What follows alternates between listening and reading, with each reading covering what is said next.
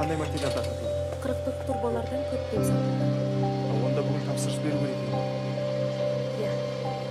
Басқа тапсырмаңыз бар дейді? Онда түстен кейін газель келеді. Анау шеттен 60 турболарды. Аузубилля, не істеп жатсың? Ақшасын төлеп қойдыңыз? А? Мата байлап қойдың. Не үшін байлап қойдың оны? Белгі ғой?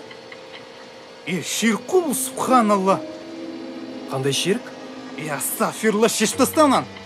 Аллаға серік қосып болсан олар. Стой тұршынан. Астафирулла. А? Шешіп таста. Жарайды. Субханалла. Ассалаумағалейкум. Уалейкум. Али, сен ба? Иә, мен. Досым, қалайсың? Альхамдулилля. Мен ғой доспын. Класстасың. Таныдың ба? Танып тұрмын ғой. Мен сені көрем деп ойламаппын. Қалайсың? Альхамдулилля. Не істеп жүрсің мұнда? Не істеген несі? Осы жерде жұмыс істеймін. Өзіңше? Болдың ба, я? Болдым. Аптаста. Мен. Қызыл мата байлап қойыпты. Қатты өзгеріпсің, бауырым. Альхамдулилля. Қазір тура жолдамыз. Класстастардан кімдерді көріп тұрсың? Астафирулла, олармен араласпаймын. Бопты, жарайды, мен кеттім. Жарайды. Субханалла.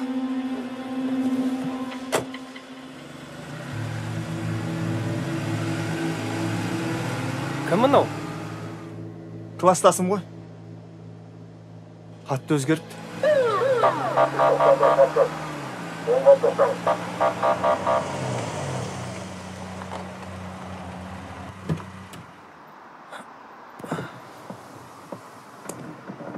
Полиция аға лейтенанты Қайназаров Бақытжан. Не болып қалды та? Сіз жол жүру ережесін өрескел бұзып келе жатсыз. Субханалла. Қалай бұздың? Жылдамдықты 60-тан асырған жоқпын. Жылдамдықты айтып тұрған жоқпын. Енді? Мына көліңізге артқан затқа ешқандай ескерту белгісін байламағансыз. Аузубилля.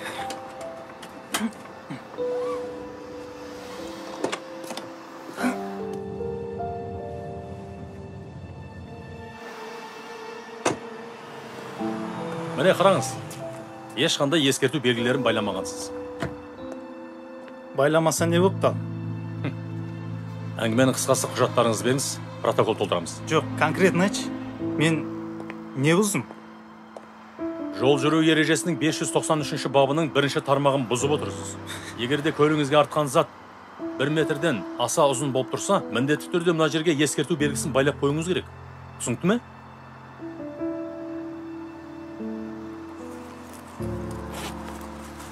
Мә, жазсаң жаш. Ассалаумағалейкум. Уағалейкумассалам. Кешірім сұрайым сізден. Не үшін? Жаңа бұл материалдардың барлығын менен алған еді. Класстасым ғой. Содан? Әңгімелесіп тұрып, ескерту белгісін байлауды ұмытқан мен едім. Кейін есіме түсіп, артынан келе жатыр едім.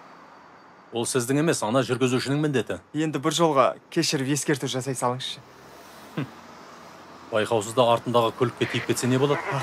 Бір жолға кешіре салыңызшы. Түсіндім. 949. Қабылдадым. Жарайды бауырым. Жақсы, бір жолға кешірдім. Рахмет аға. Не болды? Жазды ма? Жоқ. Өтініш жасап бір жолға ескерту жасады. Енді байлап қоятын шығарсың ескерту белгісін. Астафирулла, ширк қол. Аллаға серік қосу болып табылады, білесің ба? Бауырым. Жай ғана шын белгі ғой бұл. Сен бұлай жүрегіңе жақын ала бермей. Көк пакет болсын әйтеуір бір белгі байлап қойсаң. Көк пакет. Мәселе көк пакетте емес. Мәселе көркем мінезде. Бір нәрсе көрсең болды, астафирулла, бұл ширк деп адамдарды шошыта бермей. Жай ғана түсіндірсең түсінеді ғой кез келген адам. Бұт. Жарайды. Мен кеттім.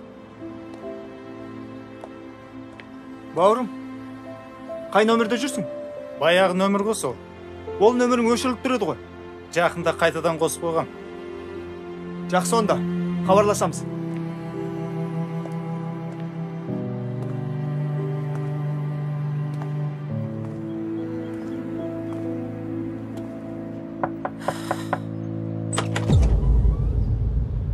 Assalamu alaikum rahmatullahi wa barakatuh. Waalaikum assalam wa rahmatullah.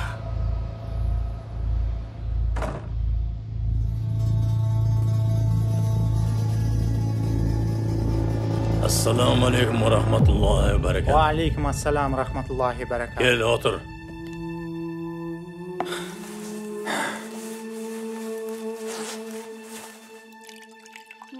Şeyden al.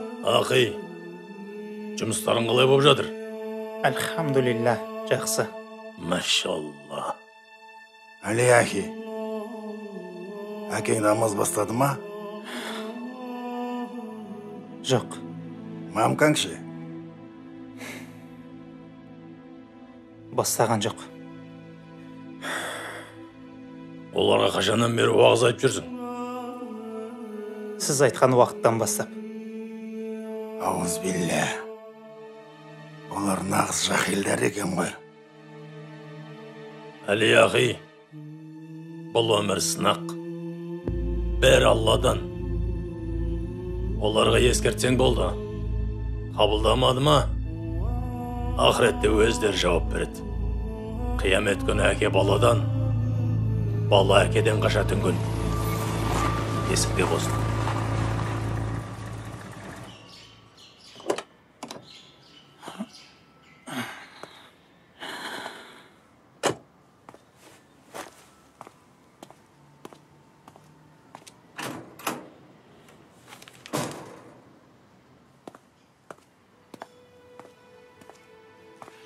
Бала, сен не істеп жүрсің өзі? Есеппін мен. Мынау штрафтарың сұмдық қой сенің. Олар болатыны бар, болмайтыны бар жаза берген. Жазса енді сен заңды бұзбай жүрмейсің бе? Олардың заңдары мен үшін маңызды емес. Тем более олар намаз оқымайды. Намаз оқи ма, оқымай ма, онда сенің не шаруаң бар? Сен өзің намаз оқисың. Намаз оқитын мұсылманның қандай болатынын көрсетпейсің бе одан да? Аузубилля. Не бірдеңе болса, аузубилля деп жаттап алған үш сөзіңді айтып қоймайсың. Сен өзің осы айтып тұрған сөздеріңнің мағынасын білесің бе? Әкесі, тамақ дайын болды. Иә. Балам, қолыңды жу, үйге кір. Тамақ ішеміз. Ішпеймін мен. Көп сөзді ғой. Кір үйге, тамақ ішеміз.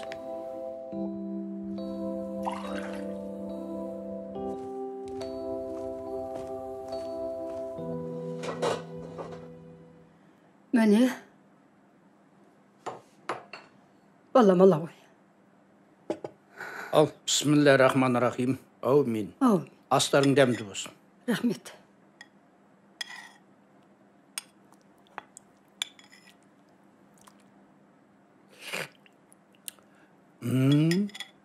Дәмді болыпты.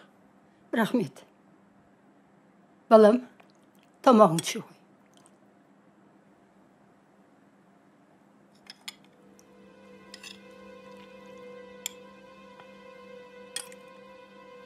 Етті қайдан алып жатсыңдар? Қайдан алған несі? Базардан аламыз. Базардың еті шариғатқа сай сойылған ба, сойылмаған ба, білесіңдер ме өзі? Субханалла, харам бұл. Харамы несі? Сен қой ондайыңды. Өскенше берген асымыз адал болып, жігіт болғандағы берген асымыз қарам болды ма сонда саған? Сен өзің адаласты қайдан жеп жүрсің? Ішпеймін мен. Сен бала, соңғы күндері қатты өзгеріп жүрсің. Алло. Алло, Әли, мен ғой дос бол. Бүгін жолға аламыз ба? Қолым бос емес, жолғамайым. Бір ақылдасатын шаруалар бар еді. Сен мені тыңда. Алло. Дос бол, қайдасың әзір? Жолықсақ жолғайық. Бала, сен қайда бара жатсың, Әкесі. Қош болды. Өзі білсін. Өзі білсін. Өзі білсін деп, өзі білсіннің аяғы не болды енді? Сен де араласпайтын жерге араласып.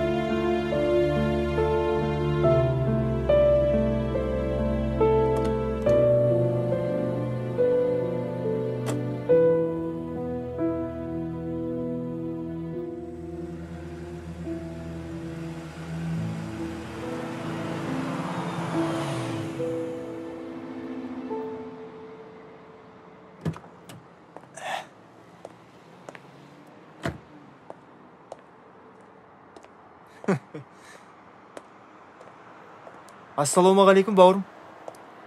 Уалейкум ассалам. Қалайсың? Алхамдулилля. Көріспегелі біраз болды. Bir жерде отырып шай ішіп, әңгімелессек қалай қарайсың?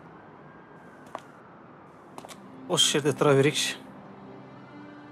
Не болды? Көңіл күйің жоқ қой. Жай. Айтқандай.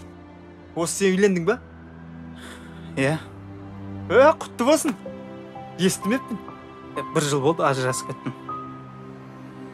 Тыныштық па не болып қалды? Жахилмен бірге тұра алмадым. Намаз оқима деп ары күттім, бері күттім.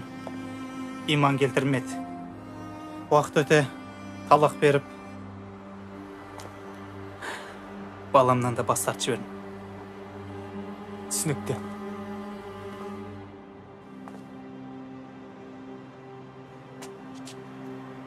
Өзің намаз оқисың ба? Я, альхамдулилля. Қай уақыттан бастап оқып жүрсің? Бұйырылған уақыттан бастап. Айтқандай. Келесі аптада класстастармен бас қосып отырамыз. Сен де келсей? Баяғы бала кезді еске алып отырайық. Араласайық қайтадан. Астафирилла. Мен жахилдердің ортасында отыра алмаймын. Олар. Бауырым. Бір емес, екі емес, қояр емессің ғой сен. Әйеліңе талақ бересің. Балаңнан бас тартасың. Класстастардың бәрін жахил дейсің. 10 күнәнің 9-ы тілден деген. Байқап сөйле. Вот. Сен осылай сөйлейтінде ілімді қайдан алып жүрсің? Өзіміздің шейхтардан? Өзіміздің ұстаздардан неге алмайсың ілімді? Дәл қасымызда жүр ғой. Олар бидғатшылар. Мұрындарына исламның исі де бармайды. Бидғат дейтіндей. Дәлелің бар ма өзі? Біз де білеміз бидғаттың не екенін. Ата-бабамызда исламнан алыс болмаған. Сол ата-бабамыздың ұстанған дінін біз де ұстанып жүрміз ғой. Сенің ата-бабаң адасқан болса да, сол жолды ұстанып жүрсіңдер ме? Сен қай ата-бабаны айтып жатқаныңды білмеймін. Бірақ әр заманда да адасқандар да болған. Бірақ біздің ата-бабамыз тура жолда болған. Дәлелің бар ма? Әрине бар. Кез келген ата-бабамыздың кітабын ашып оқы. Хадис пен Құранға сүйеніп жазылған. Мысалы? Мысалы? Бір Аллаға сиініп, кел балалар оқылық деген Ыбырай атамыз адасқан ба? Алланың өзі де рас, сөзі де рас деген Абай атамыз адасқан ба? Білмеймін, олардың ақидасын кім сұрапты? Әли, сен қалай есептеп жатқаныңды білмеймін. Бірақ мен мынаны түсінем. Адам Аллаға қаншалықты жақын болған сайын, соншалықты сабырлы, көркем мінезді болады. Ал енді қаншалықты алыстаған сайын, тәкаппар болады. Бауырым, мен сені түсіне алмай тұрмын. Екі жігіт сөзге кеп қалса, соларды сабырға шақырып, достастыратын сен едің ғой? Саған қазір не болған?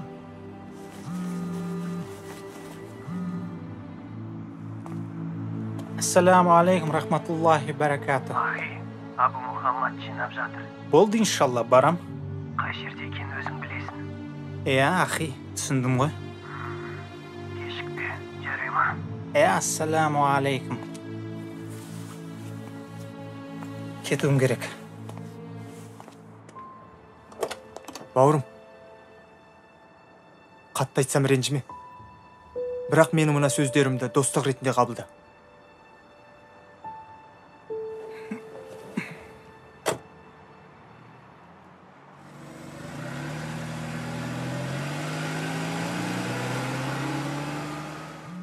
Бауырлар, біз үшін маңызды күн жақын қалды. Бұл жалған өмір. Нағыз өмір ана жақта. Иншалла басымыз жәннатта қосылады. Бұл өмірге келгендегі мақсатымыз жихад. Аллаху акбар. Аллаху акбар. Аллаху акбар. Кім ол? Досым ғой, Намазхан. Шақырсай досыңды өзімізге. Сөйлесейік. Ханафит қой ол. Ауззубилля. Жолама оларға. Қажет емес. Жүрегіңе күмән ұялатады. Біліп қойыңдар. Біздің ақидамыз тура жолда. Аллаху акбар. Аллаху акбар.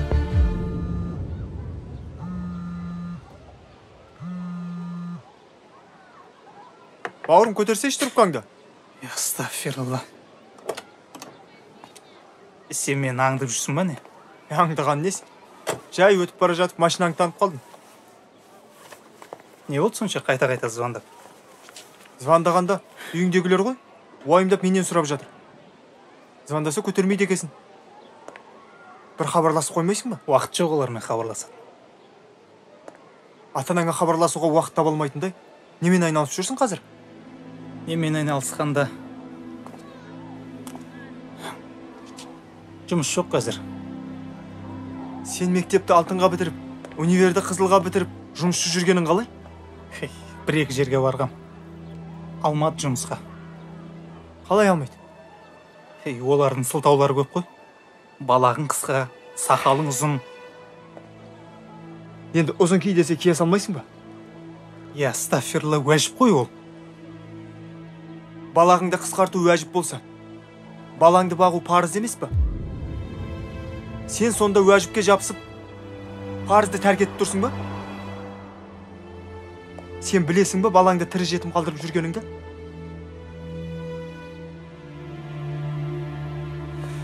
Шыныңды айтшы, осы сенің түпкі мақсатың не? Алла жолында жихад жасау. Жихадты мен де жасап жүрмін ғой. Машалла. Сен қай елге барасың? Басқа елге бармай-ақ, өз еліңде жасай берсеңші. Астафиралла, біздің елде кафирлерге қарсы соғыс ашып жатқан жоқ қой. Соғыс деп, неге сен соғысқа қадалып қалдың? Сен алдымен жихад сөзінің мағынасын түсініп алсаңшы. Жихад деген ол соғысу деген емес. Жихад ол күресу деген мағынаны береді. Жихад ол ата-ананың разылығын алуына күресу. Жихад ол ағайын туысыңның қарым-қатынасының жақсаруына күресу. Бауырым, жихадтың ең төресі ол өз нәпсіңмен күресу. Сен алдымен өз нәпсіңді жеңіп алсаңшы, неге басқа біреулерді уайымдап ашуланып жүрсің? Ақыретте әркім өзі үшін жауап береді ғой.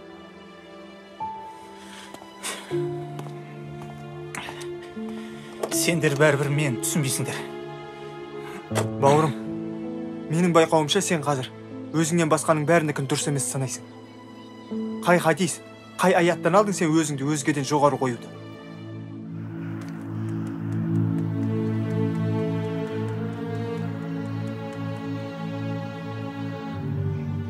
Бауырым, менің байқауымша сен жәннатты басқа жерден іздеп жүрген сияқтысың. Жәннат ол айдалада емес. Жәннат ол үйдегі ата-анаңның табанының астында. Егер шынымен де Алланы разы қылғың келсе, алдымен ата-анаңды разы ет. Сонда Алланың разылығын аласың. Әли, оларды оқтан, өзіңді оттан құтқар.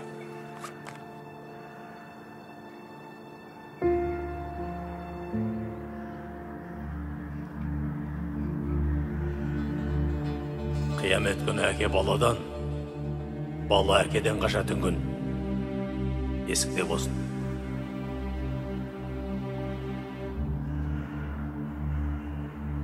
Алло, ахи. Алло.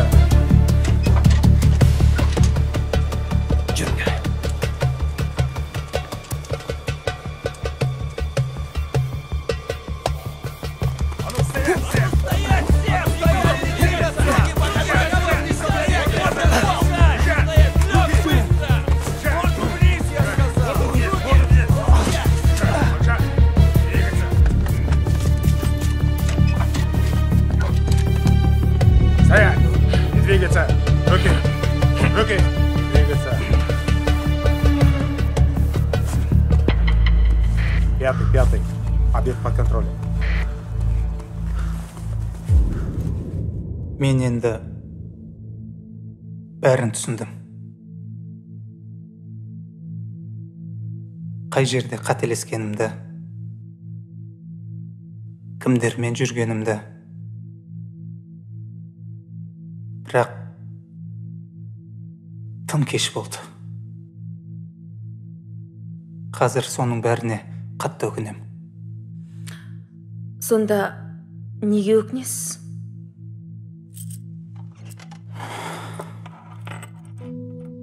Соқыр сенімге еріп, мына тар қапаста өмірімді өкінішпен өткізіп жатқаныма өкінем. Анама жақсылық жасап үлгермегеніме өкінем. Анаңыз қайда? Мен түрмеге түскенде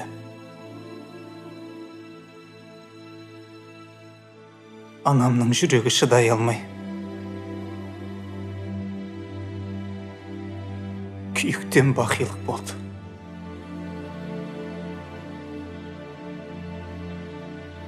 Әкем сал болып төсек тартып жатып қалды.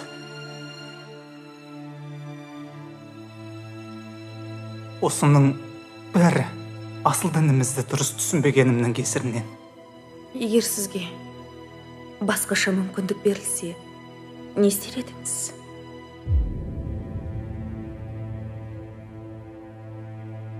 Ол мүмкін емес. Өмір бір-ақ рет беріледі. Рахмет сұхбатыңызға.